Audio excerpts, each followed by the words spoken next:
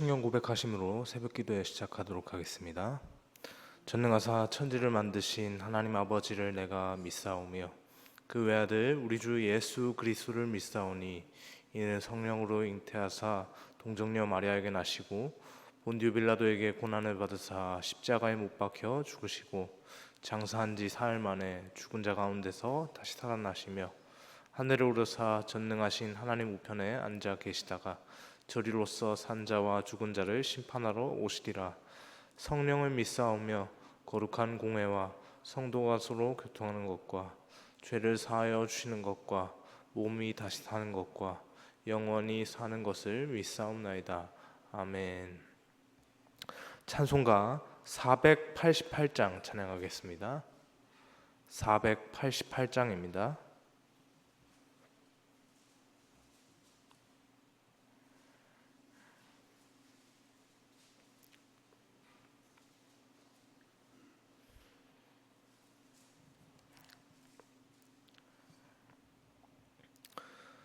이 몸의 소망 무언가 우리 주 예수뿐일세.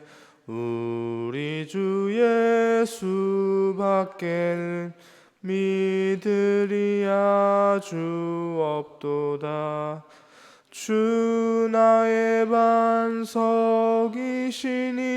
그 위에 내가 서리라.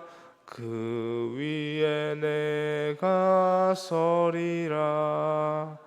무섭게 바람 부는 밤 물결이 높이 설렐 때 우리 주 크신 은혜에 소망에 닻을 주리라. 주 나의 반석이시니 그 위에 내가 서리라. 그 위에 내가 서리라. 세상에 믿던 모든 것 끊어질 그날 되어도 구주의 언약 믿사와 내 소망 더욱 크리라. 주 나의 반석이시니 그 위에 내가 서리라. 그 위에 내가 서리라. 바라던 천국 올라가 앞에 배울 때 구주의 의를 힘입어 어여시 바로 서리라. 주 나의 반석이시니 그 위에 내가 서리라. 그 위에 내가 서리라. 아멘. 이 시간 함께 보실 하나님의 말씀은 시편 106편 1절에서 12절 말씀입니다. 시편 106편 1절에서 12절 말씀 함께 보겠습니다.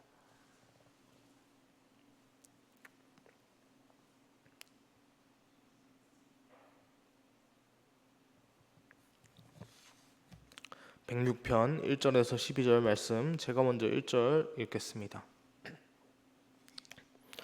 할렐루야. 여호와께 감사하라. 그는 선하시며 그 인자하심이 영원함이로다.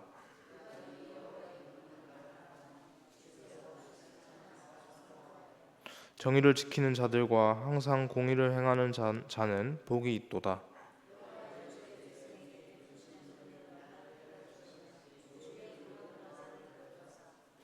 내가 주의 택하신 자가 형통함을 보고 주의 나라에 기쁨을 나누어 가지게 하사 주의 유산을 자랑하게 하소서.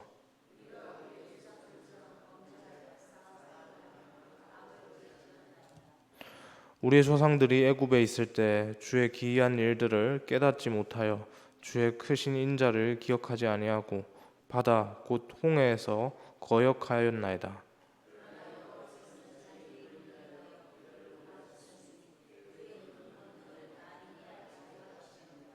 이에 홍해를 꾸짖으시니 곧 마르니 그들을 인도하여 바다 건너가기를 마치 광야를 지나감 같게 하사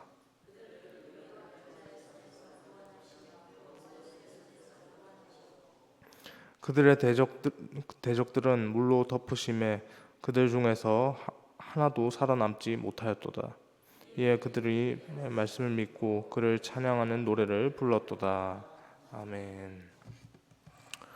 어제까지 시편 105편을 세 번에 걸쳐서 살펴보았고요.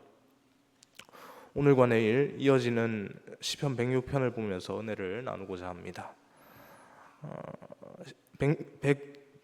105편에서는 창세기와 출애굽기의 스토리를 압축해서 볼 수 있었는데요. 오늘 본문 106편에서는 이스라엘이 출애굽한 직후의 상황에 대해서 조금 더 구체적으로 언급하고 있습니다. 그 이야기를 본문 7절부터 소개하고 있는데요.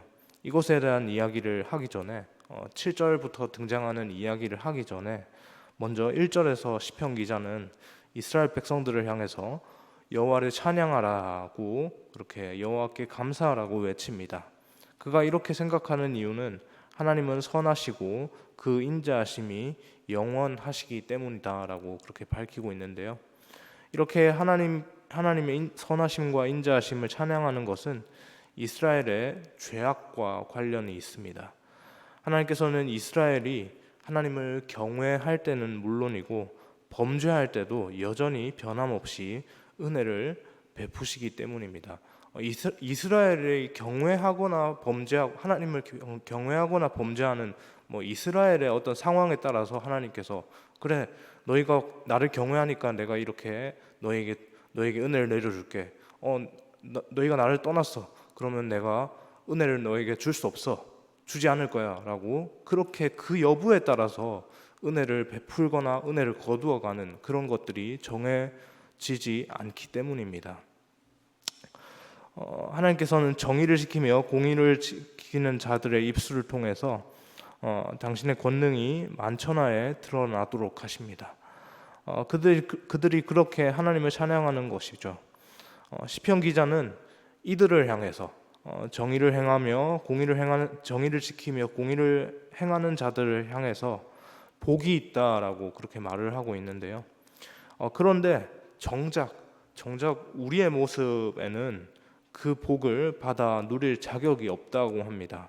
왜냐하면 죄를 짓고 악을 행한 조상들처럼 지금 나 자신도 결코 하나님 앞에 온전하지 못하다는 사실을 알기 때문입니다. 온전하기는커녕 지금 나의 모습을 보면 깨지고 모난 상처투성이의 상태인 것이죠. 그런 깨지고 모난 상처투성이인데 어찌 내가 그 선하시고 인자하신 그분께 그렇게 나아갈 수 있을까? 그렇게 지금 생각을 하는 겁니다. 이것을 말하면서 시인은 조금 전에 제가 말씀드렸던 7절 이후에 그 사건에 대해서 그 조상들의 사건에 대해서 그렇게 언급을 하고 있는데요. 7절 이후의 상황을 보면 출애굽 시대의 이스라엘 백성들이 하나님의 기적 같은 인도하심으로 애굽을 벗어나는 과정에서 하나님을 원망하는 상황들을 한번 볼 수 있습니다. 그 원망이 무엇으로부터 시작을 했냐면 그들의 눈앞에 홍해라고 하는 거대한 장벽이 펼쳐져 있었기 때문인데요. 그들이 이 상황에서 이렇게 홍해라는 거대한 장벽에 가로막힌 상황에서 하나님께 원망을 했습니다. 어떻게 원망을 했습니까? 무엇 때문에 원망을 했죠? 바로의 군대가 그들을 잡기 위해서 맹렬히 추격을 해오고 있었기 때문입니다. 이스라엘 백성들은 그들의 뒤를 바짝 쫓아오는 바로의 군대를 보면서 두려움에 사로잡힙니다.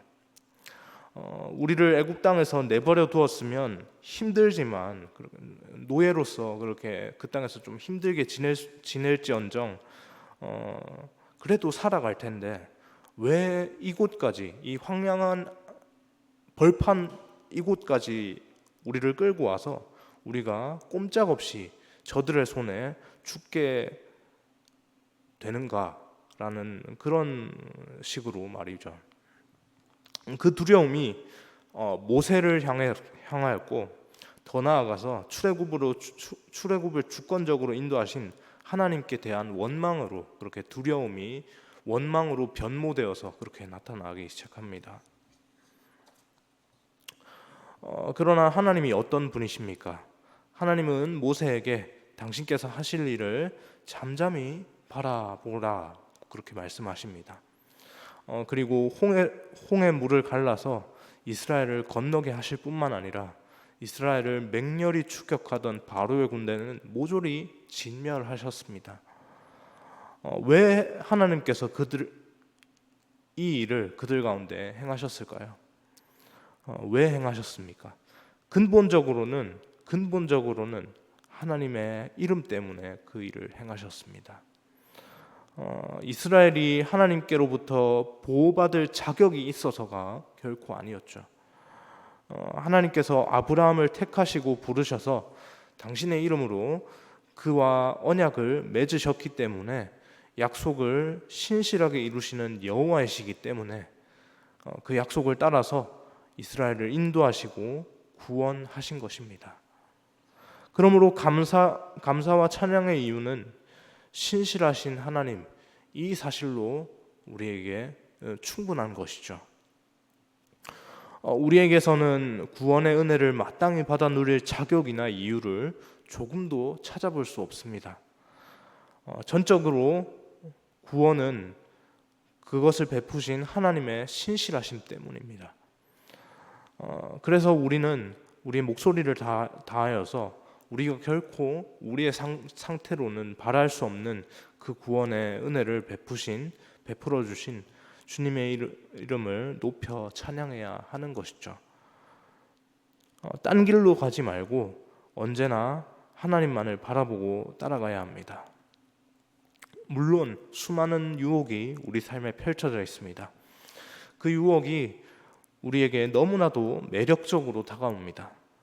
그래서 우리는 분명히 그 매력적인 유혹에 넘어갈 수 있고 그렇게 넘어질 수 있습니다.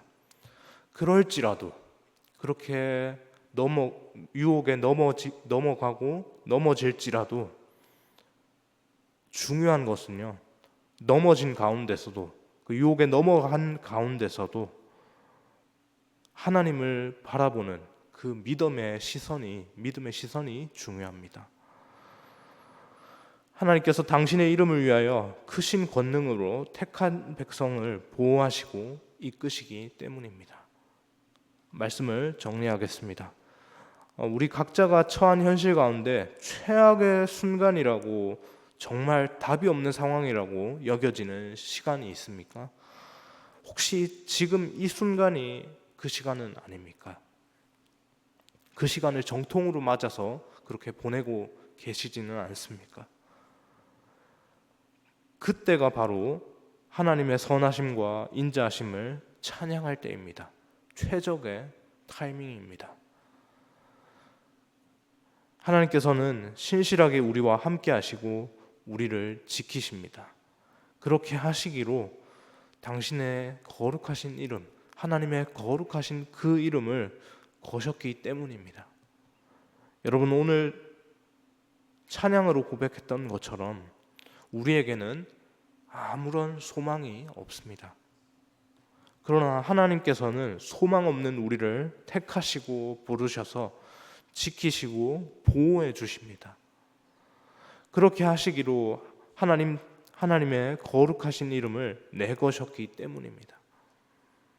그래서 하나님의 열심으로 모든 것을 신실하게 이루어 나가십니다. 하나님께서 신실하게 언약을 이행하심으로 우리는 감히 생각지도 기대할 수도 없었던 복을 정통으로 받아 누릴 수 있게 되었고 지금도 이미 그 복을 받아 누리고 있습니다. 이런 우리의 삶에 하나님을 향한 찬양의 소리가 가득하길 소망합니다. 단순히 명목상으로 그냥 찬양해야 하니까 그렇게 찬양하는 것이 아니라 온 마음에 우러나서 기쁨에 겨워서 주체할 수 없는 이 감사와 기쁨을 가지고 그렇게 하나님 앞에 외치며 우리의 온 마음으로 그렇게 하나님께 기쁨을 올려드리는 우리의 모습이 될 수 있기를 주님의 이름으로 소망합니다. 기도하겠습니다. 사랑해 주님, 감사합니다. 하나님, 우리의 소망 없는 모습을 하나님 우리가 너무나도 절감하며 바라봅니다. 하나님, 아무것도 소망이 없고 결코 선한 것이 없는데 하나님, 우리가 하나님께 구원의 은혜 받은 것은 우리의 어떤 자격 때문이 아니라 하나님께서 하나님의 거룩하신 이름을 지키시기 위해서 그 이름이 우리와의 약속 가운데 걸려 있기 때문에 그 약속을 신실하게 지키시기 위해서 그 모든 것들을 행하셨다는 사실을 분명히 기억하게 하여 주옵소서. 하나님, 우리를 모든 것 가운데서 구별하시고 그 모든 것 가운데서 하나님의 자녀로서 그렇게 불러주시고 세우신 그 은혜를 우리가 분명히 기억하며 오늘 하루의 삶 가운데서도 그 은혜를 받아 누린 자로서 우리의 삶 가운데 있는 모든 상황 가운데서 감사와 기쁨의 고백으로 하나님께 올려드릴 수 있는 우리가 되게 하여 주옵소서. 하나님 감사합니다. 예수님의 이름으로 기도합니다. 아멘.